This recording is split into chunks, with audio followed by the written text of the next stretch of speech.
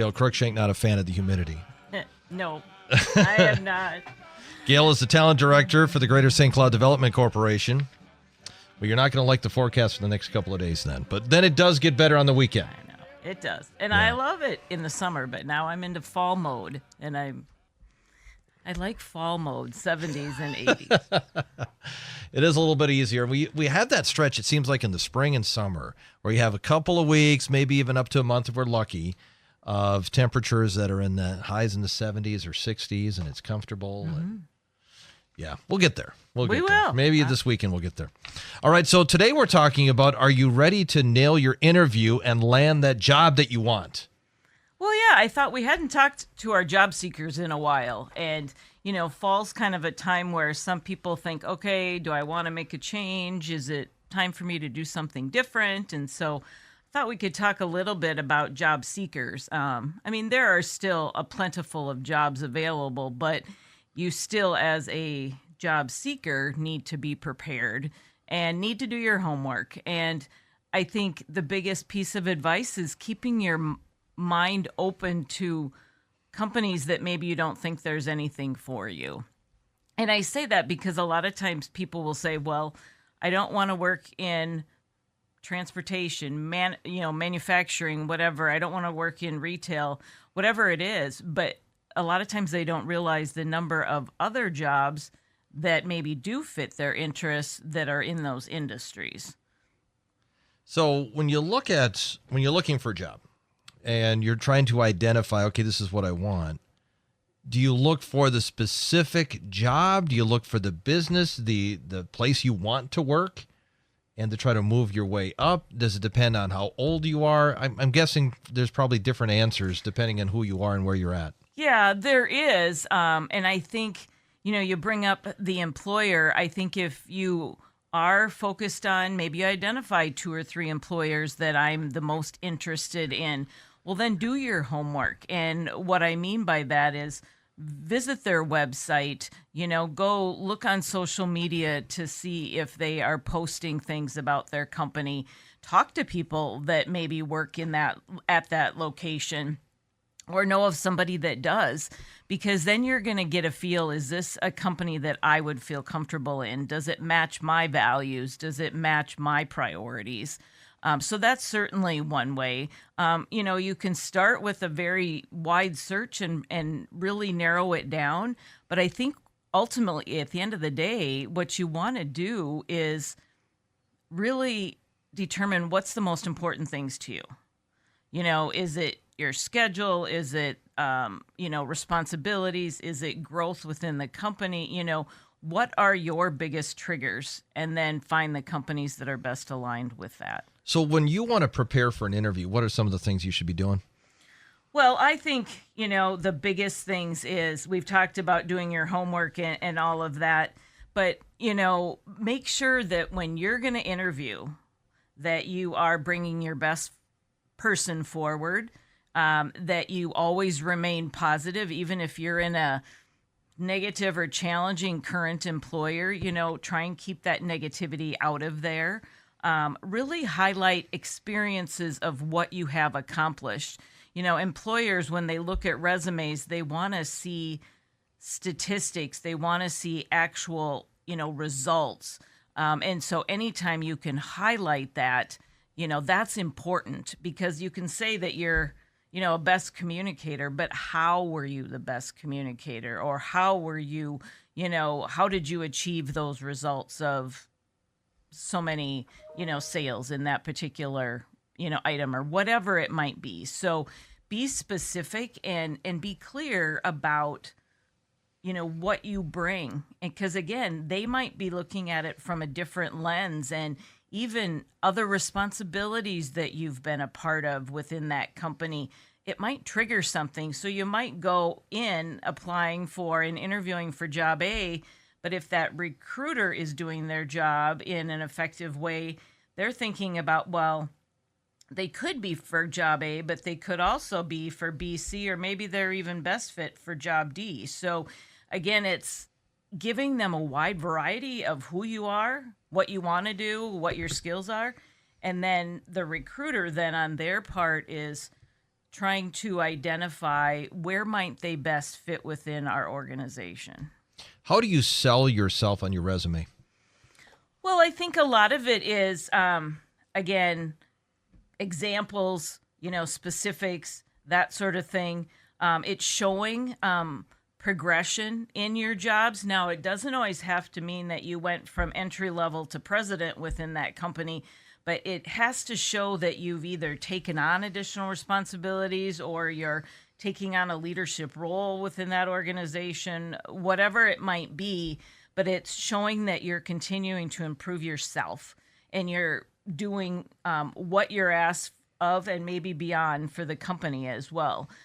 So you definitely want that to pop off the page. You want to also make sure your personality is popping off that page because really, at the end of the day, employers are the most concerned about finding that person that's a right fit for their organization. So somebody might get the job that has a few less skills, but has that better, personnel type fit within that organization. So you're trying to sell yourself, but you're trying to do it, I suppose, in a way you're not going to seem arrogant. Right. How do you do that? What suggestions do you have? Well, I think the best suggestion is you're being honest. I mean, as long as what you're sharing is honest and it's factual, I mean, it's not like I'm the best at this, that kind of thing. So it's really specific examples where you should be bragging about your performance, but make sure those statistics or results are 100% accurate. Don't stretch the truth because obviously a recruiter, again, can back check some of those things. And so you want to make sure that you're honest, but also you're positive and showing your motivation because that is, one of those features that all employers are looking for. Do you only want to include in your interview and in your resume things that pertain to that job, or should you include other interests that you have and maybe even charitable things that you've been involved with? Definitely include the charitable engagements and other things because you never know what those other things might be that'll specifically register for that employer that you're interviewing with. So again, don't want our resume to be 6 pages, but again, mentioning some of those key things also sparks interest. The other thing I tell a lot of job seekers is, as you're reviewing their website and what they're engaged in, say your company that you're looking at is very focused on United Way. And maybe you've, participated with United Way within your company, or you personally donate, or whatever it might be. Those are the types of things that you want to weave into your resume because you know that they're committed to that as a company. So if they find a candidate that's committed to that, then that, again, is another plus for you as an applicant. Okay. So you want to try to talk yourself up. Yeah, absolutely. Do you want them to bring that up? Do you bring it up yourself? What is the best way to engage in that selling yourself that you're trying to do at an interview?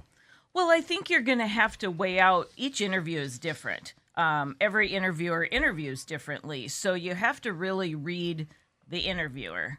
And I guess anytime opportunity comes up that they're asking about a certain, how have you done this, or what experience do you have in this, be sure to have those specific, items ready in your brain to respond. So you're responding to their questions and their lead, but anytime there's an opportunity to sneak in an extra little comment about something that you feel really good about, that you have either achieved or done in the community or that sort of thing, I think that's perfect to slide those things in, And the last thing I'll say is make sure as an interviewer, you come with questions.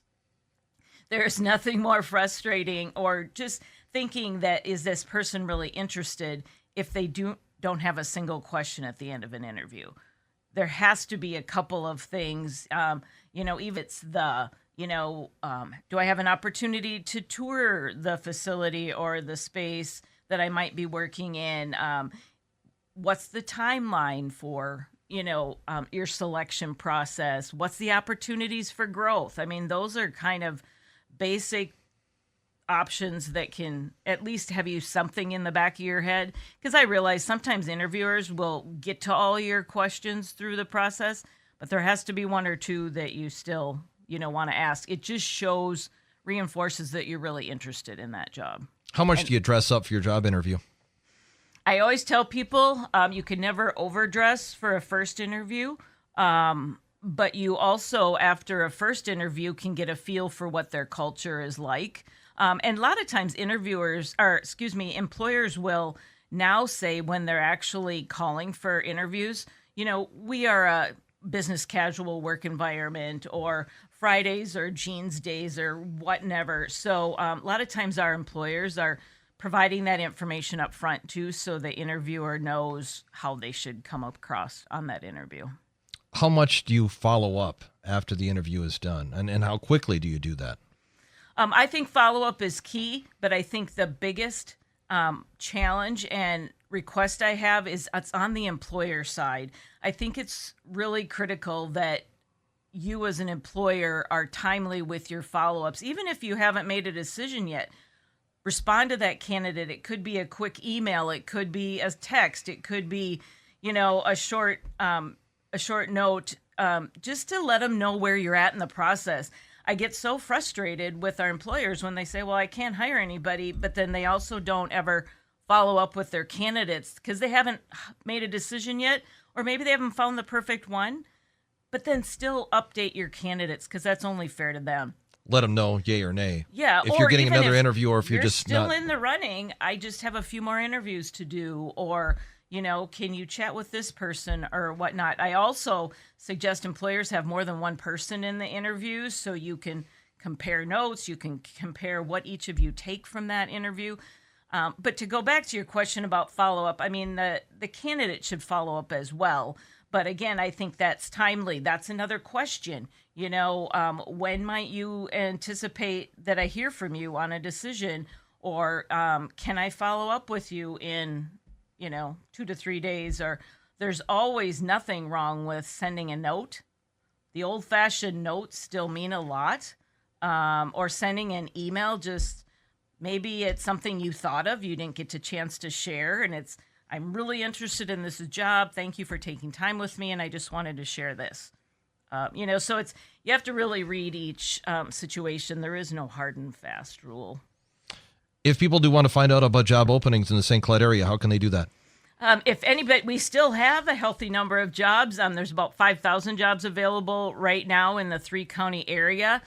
You can find all the jobs you're looking for on stcloudshines.com, which within that highlights JobSpot. And then if any employers want to find resources on how they can do a better job with interviewing or any of the topics with recruitment and retention, they can go to our GSDC website at greaterstcloud.com. Excellent. Gail, thank you. We'll see you again next month. Have a great day. You too. Gail Cruikshank, Talent Director, Greater St. Cloud Development Corporation, joining us here in WJON. She does the third Monday of each month.